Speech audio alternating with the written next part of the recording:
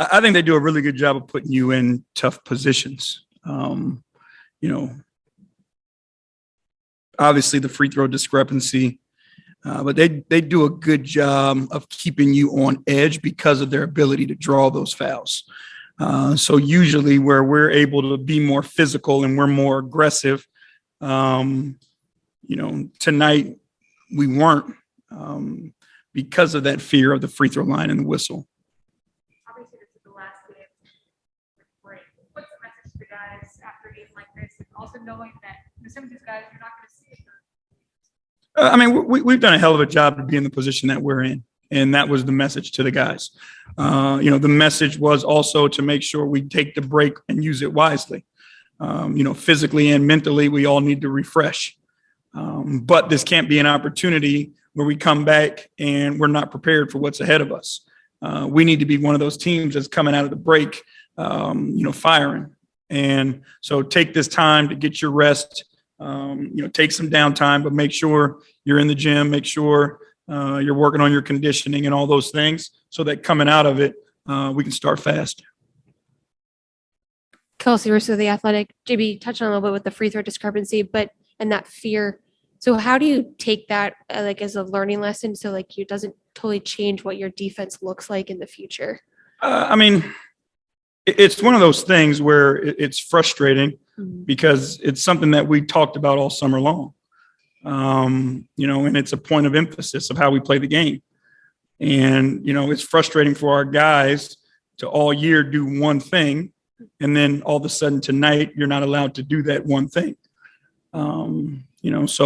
Hopefully, it'll be, take a look at it, but you got to allow our guys to play defense.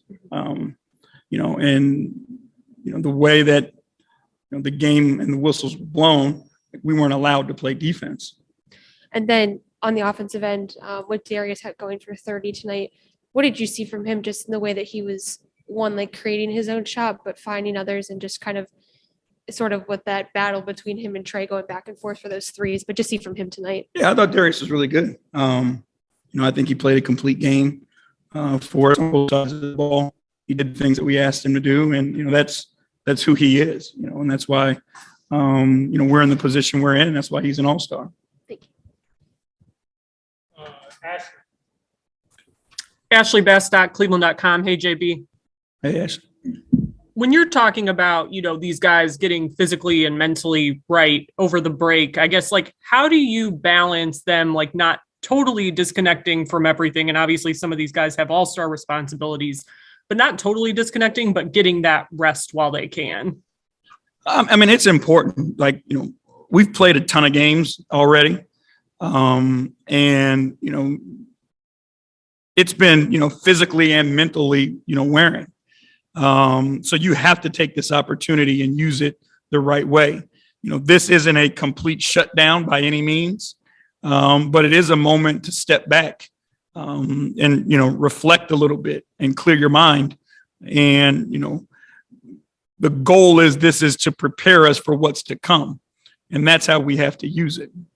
And I know we talked after the Sixers games about these guys being willing to take lessons from hard losses, just like they are good wins. 2 losses going into the break. I guess how confident are you that they're going to use that coming back as fuel or a learning method, whatever?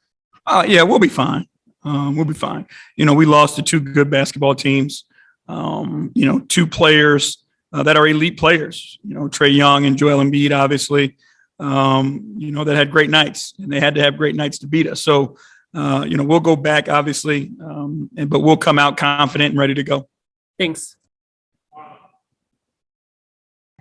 Marla right now, Akron Beacon Journal. Yeah, JB, that Karis, hasn't, he's been aggressive, but his shots haven't been falling. Have you, will you have any, suggestions or words for him as he leaves for the break?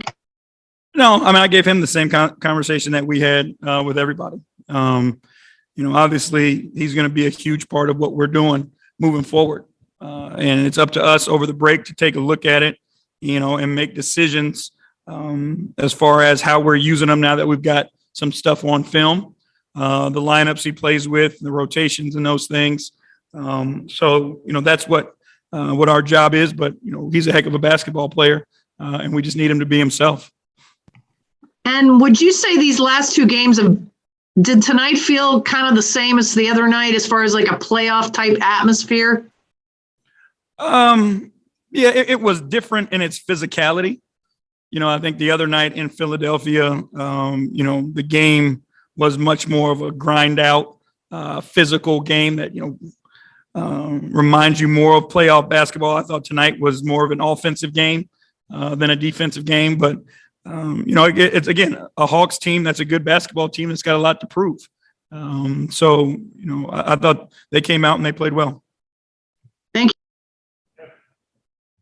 Evan Damerell, Facebook News. JB, do you feel like your guys are kind of hitting a bit of a collective wall? They've just kind of felt a little sluggish at times as of late. No, I don't think so. I think, we played two good teams. Our guys have been playing good basketball. So I wouldn't say that. And in terms of Evan's night tonight, would you say this was one of his more complete games and a pretty promising young season for him?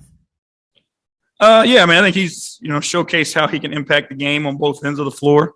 Use his size, length, and skill set to be effective. And, again, he's accomplished a lot and he's shown us a lot already. So, I would just add this on to the list of things that he's done to impress us. Thank you. Thank you.